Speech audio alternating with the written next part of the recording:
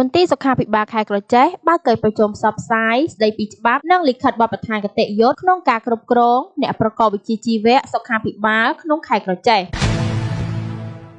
លោកវេជ្ជបណ្ឌិតងីប៊ុនឡែនប្រធានមន្ទីរសុខាភិបាលខេត្តក្រចេះបើកកិច្ចប្រជុំផ្សព្វផ្សាយស្ដីពីច្បាប់និងលិខិតបទដ្ឋានគតិយុត្តក្នុងការគ្រប់គ្រងអ្នកប្រកបវិជ្ជាជីវៈសុខាភិបាលក្នុងខេត្តនាថ្ងៃទី20ខែតុលាឆ្នាំ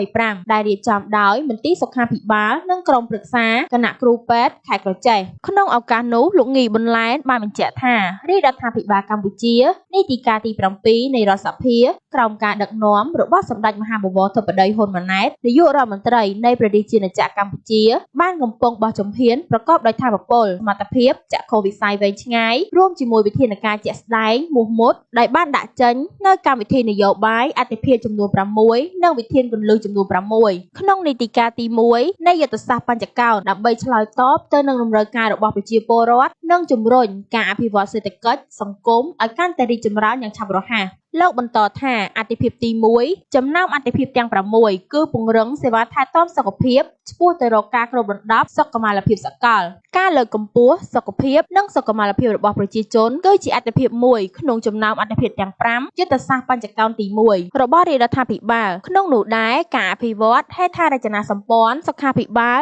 គឺជាកត្តាសំខាន់ក្នុងការជំរុញការផ្ដល់សេវាឲ្យកាន់តែប្រសើរនិងខិតទៅចិត្តប្រជាពលរដ្ឋលោកងីប៊ុនឡែនប្រធានមន្ទីរសុខាភិបាលបន្តថាវិធានគន្លឹះ3ត្រូវបានដាក់ចេញដើម្បីលើកកម្ពស់គុណភាពសេវាសុខាភិបាលដោយផ្ដោតជាចម្បងលើការពង្រឹងសមត្ថភាពផ្ដល់សេវាសុខភាពបឋមនៅមូលដ្ឋានក្នុងនោះរួមមានការពង្រឹងសមត្ថភាពផ្ដល់សេវានៅមណ្ឌលសុខភាពនិងមន្ទីរពេទ្យបង្អែកការអភិវឌ្ឍសមត្ថភាពនៅថ្នាក់ជាតិនិងថ្នាក់ក្រោមជាតិនិងការកសាងភាពជាដៃគូរឹងមាំរវាងវិស័យសុខាភិបាលសាធារណៈនិងឯកជនដូច្នេះសូមគ្រូពេទ្យទាំងរដ្ឋនិងឯកជនទាំងអស់គោរពឲ្យបានត្រឹមត្រូវតាមគោលការណ៍សេចក្តីណែនាំនិងបទបញ្ញត្តិផ្សេងៗរបស់រដ្ឋាភិបាលសម្ដៅផ្ដល់សេវាសុខភាពដែលមានគុណភាពសុវត្ថិភាពនិងឈានទៅសម្រេចគោលដៅផែនការយុទ្ធសាស្ត្រនៃការគ្របដណ្ដប់សុខភាពជាសកលឆ្នាំ2035